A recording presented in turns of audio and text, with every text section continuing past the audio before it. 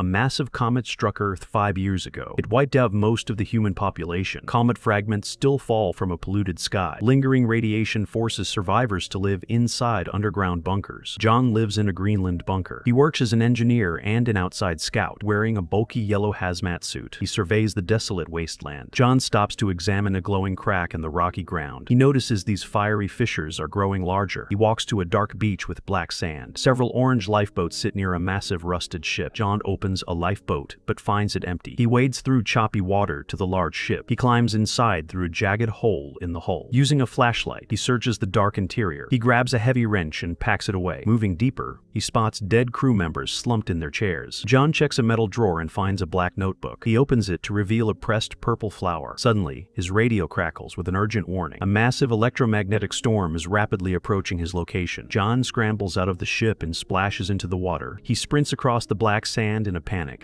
A huge dark cloud with bright lightning chases him. He runs toward a concrete bunker with glowing red lights. John dives over a thick metal barrier. He lands inside just as the heavy doors slide shut. John enters a decontamination tent and slumps onto a bench. He pulls off his mask, looking shocked from his close call. Meanwhile, bunker leaders gather around a table in a dim room. They discuss their shrinking survival resources with very visible concern. A soldier passes Allison a yellow sticky note across the table. She reads the short message confirming John has safely returned. Dr. Amina stands up to share some newly gathered data. She points to a hand-drawn map of the comet's massive crater. Amina explains the crater's high walls block dangerous radioactive storms. Its deep basin also effectively keeps out the deadly polluted air. This unique geography could potentially serve as a safe living zone. However, Adam leans forward and quickly rejects this hopeful idea. He loudly reminds everyone the crater is located in southern France. A soldier adds that Europe is facing a violent civil war. Suddenly, the entire underground bunker begins to shake very violently. The ceiling lights flicker as dust falls on the seated leaders. Elsewhere, John sits inside a small office with his bald therapist. John admits the state of the world feels completely wrong. The therapist explains that everyone is silently dealing with immense trauma. He notes that most people are simply pretending to be fine. He urges John to stop faking and be open with his family. Back in the meeting, the loud rumbling finally stops entirely. Amina explains shifting tectonic plates are causing these frequent quakes. The soldier confidently insists their bunkers survived the initial comet strike. He believes it will easily withstand any of these new tremors. Allison then mentions an outside distress signal they recently received. Adam completely rejects the idea of helping the unknown survivors. He argues they lack the resources to feed any extra refugees. Allison reminds Adam that every major decision requires a group vote. She raises her hand to support sending out a rescue team. Most of the leaders at the table raise their hands too. Following the clear majority, they agree to send a snowcat tomorrow. John works in the pipe room and turns a large metal valve to restore running water. In the hallway, Allison briskly walks with her son Nathan. She angrily scolds the boy for sneaking outside and reminds him about John's terrible nighttime coughing fits. Nathan complains about hating the bunker, so Allison gently hugs him. At a noisy gathering in the dining area, John hands Allison a blue origami flower. Allison prompts Nathan to confess his recent reckless actions. The boy admits that security guards caught him outside. John becomes furious and harshly reprimands his son for the danger. Feeling overwhelmed, Nathan asks to be excused and quickly leaves the table. Music starts playing in the room, so John and Allison stand up to sway together. As they hold each other close, John suddenly lets out a harsh cough. Meanwhile, Nathan lies down in his crowded dormitory bunk bed. He shines a flashlight through tiny holes in a dark blanket to project stars onto the ceiling. The next day, John stares up at a large, jagged crack forming in the concrete wall. Outside, a heavy snowcat transports several masked survivors across the gray landscape. The radio operator contacts the bunker to request clearance for another rescue run. Sitting in the meeting room, Adam firmly rejects the request. He reminds the council about their limited space and resources. The radio operator immediately loses the snowcat signal. Violent tremors throw people and furniture to the floor. Concrete chunks and dust rain down from the ceiling. Multiple sections of the bunker collapse inward,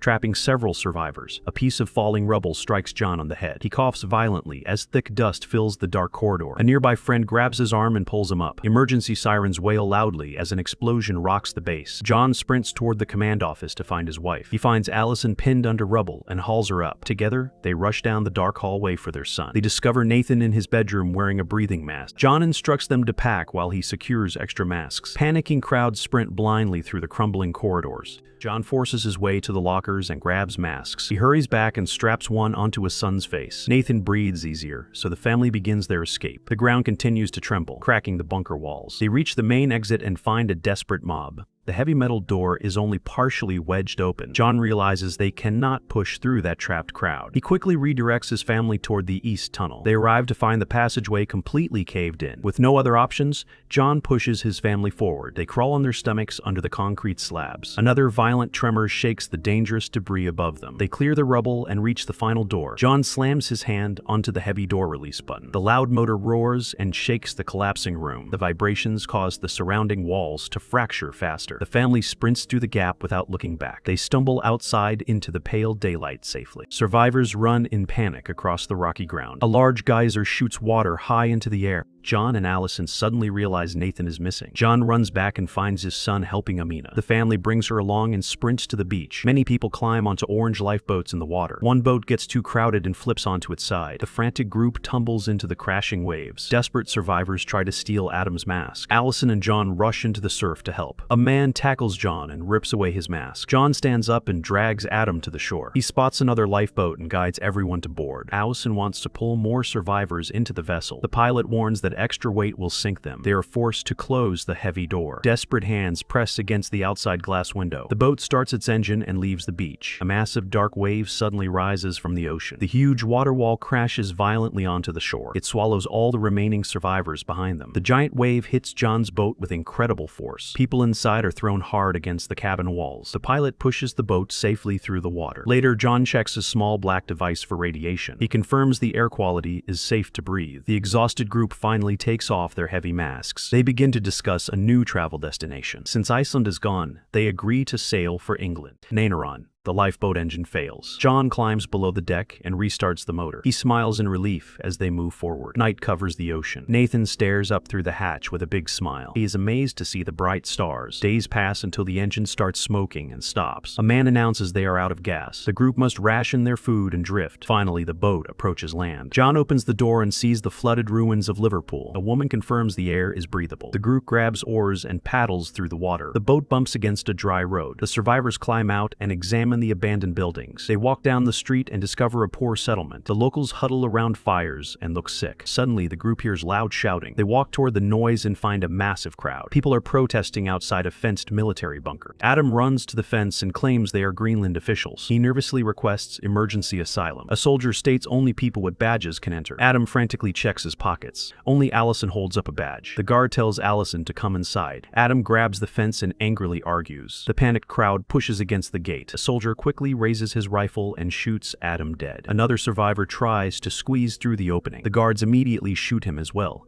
The soldiers pull the heavy gate shut. A loud siren starts blaring. A huge dark storm cloud suddenly looms over the brick building. The panicked crowd quickly turns and scatters down the dusty street. John and his group sprint toward a battered white van. John frantically begs the driver Obi to take them to London. Obi demands payment, so John hands over his silver wristwatch. The van speeds down ruined streets, barely escaping the approaching storm. Inside, Amina stares blankly at her bloodstained hands in pure shock. Allison cries quietly and wraps her arms tightly around Nathan. Obi warns them that desperate people will easily kill for food. Later, the van parks quietly in a dense, quiet forest area. Obi stands outside smoking a cigarette while John slowly approaches him. He mentions that he moved from Nigeria 12 years ago. John asks Obi about the current situation down in France. Obi replies that the area is simply too dangerous right now. He also dismisses the rumors about the crater as total nonsense. Suddenly, a loud rumbling noise echoes through the tall forest trees. Burning comet fragments streak brightly across the clear afternoon sky. John shouts a loud warning, so everyone quickly hugs a thick tree. The glowing fragments roar closely above the heavily swaying forest canopy. A powerful wind whips fiercely through the surrounding dark woods. Obi suddenly lets go and frantically runs back toward the road. He screams loudly that the old van is all he has. Fiery projectiles crash heavily into the dirt ground all around him. A massive explosion obliterates the vehicle and instantly kills Obi. The fragment shower finally ends and smoke rises from trees. They pull their heavy bags from the wrecked white van. The group gathers their things and continues on foot. Eventually, the travelers reach the ruined streets of London. They walk toward a large brick building and knock firmly. A gray-haired woman points a double-barreled shotgun through a window. Mackenzie recognizes her old friends and immediately unlocks the door. She leads them into a room decorated with Christmas lights. Several elderly people sit at tables playing simple board games. Mackenzie explains this large building is actually a retirement home. She uses a generator to keep the air filtration running. The tired group finally relaxes with some food and wine. John asks Mackenzie if she knows about the French crater. She takes a drink and says it is only a rumor. Mackenzie warns them that London is completely unsafe right now. Later that night, Allison tries to rest in a bed. She hears John coughing violently in the nearby tiled bathroom. Allison walks over and sees bright red blood in the sink. John claims it is a nosebleed,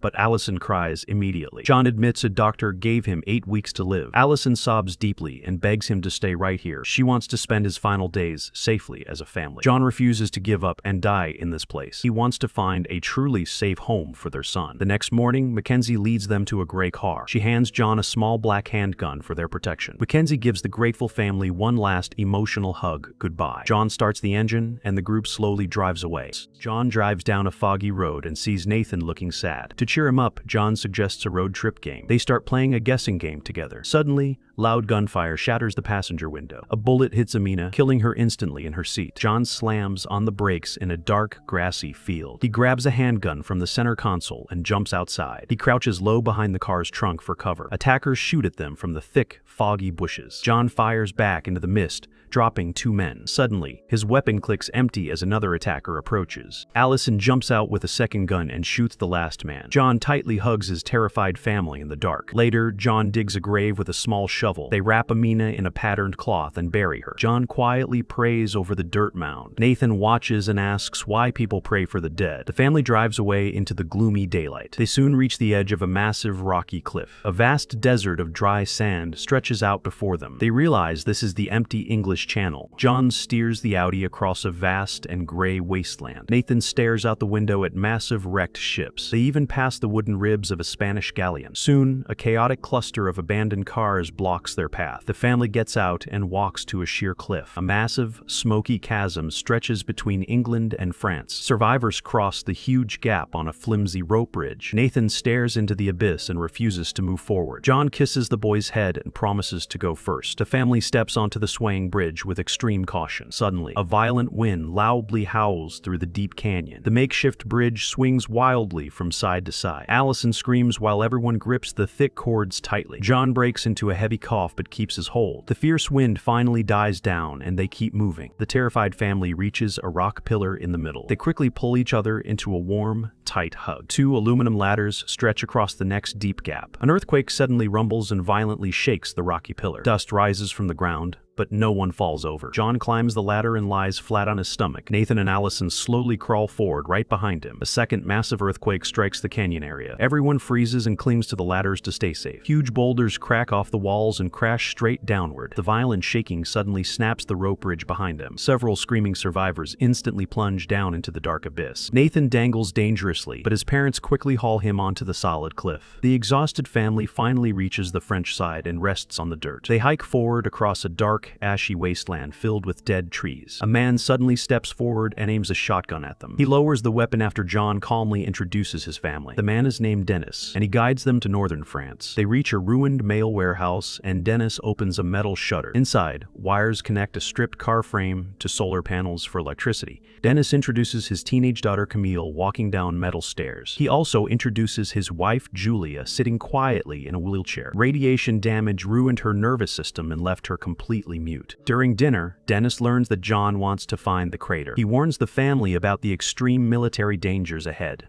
Camille brings Nathan upstairs to show him her bedroom. Nathan pulls out a large blanket covered with drawn constellations. They lie under the fabric with a bright flashlight. The next morning, Dennis unrolls a map on the table. He points out a specific travel route for John. Dennis hands John a torn photograph of an old friend. Commander Junet might help them cross a guarded military checkpoint. Later, Dennis desperately begs the married couple to take Camille. He must stay behind to care for his disabled wife. John hesitates silently, but Allison quickly agrees to help them. Camille cries openly and tightly hugs her father goodbye. She kneels down to gently hold her weeping mother's hand. The group drives away in a bright yellow mail van. Allison stops the vehicle in a field for a break. John starts a silly game to cheer everyone up. He asks about fighting tiny horses or one giant chicken. This strange question finally makes Camille smile and laugh. Suddenly, heavy military trucks speed across the wet green grass. Fierce soldiers jump out and aim their rifles at everyone. The terrified family immediately raises their hands high in fear. Camille bravely steps forward forward and mentions Commander Junet to them. The family follows a young soldier through burning woods. Explosions light up the dark sky behind the trees. Captain Henry leads the group through a broken wire fence. Gunfire surrounds them in the chaotic war zone. They run desperately across the muddy battlefield. Explosions throw dirt and debris into the air. Captain Henry yells ahead to a bunker for cover. Soldiers inside shoot back to protect the approaching civilians. The group dives down into a deep dirt trench. They scramble past dead bodies scattered on the ground. John suddenly falls hard into the dark mud. He coughs violently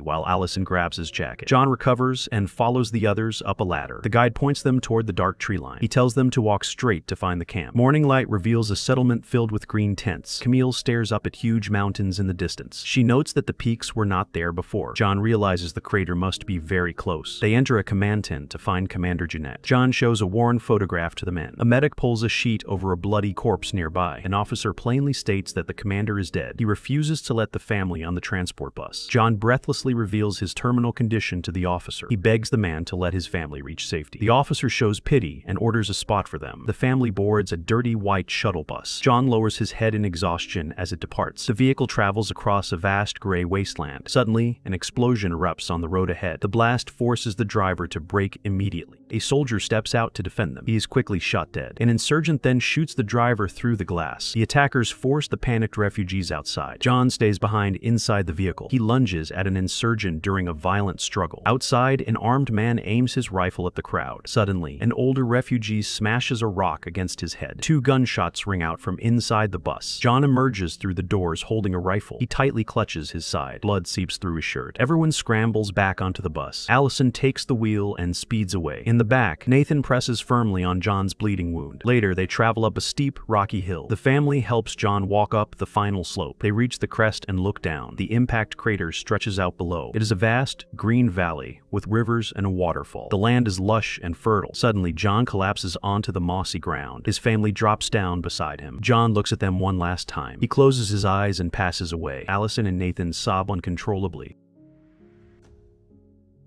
Thanks for watching.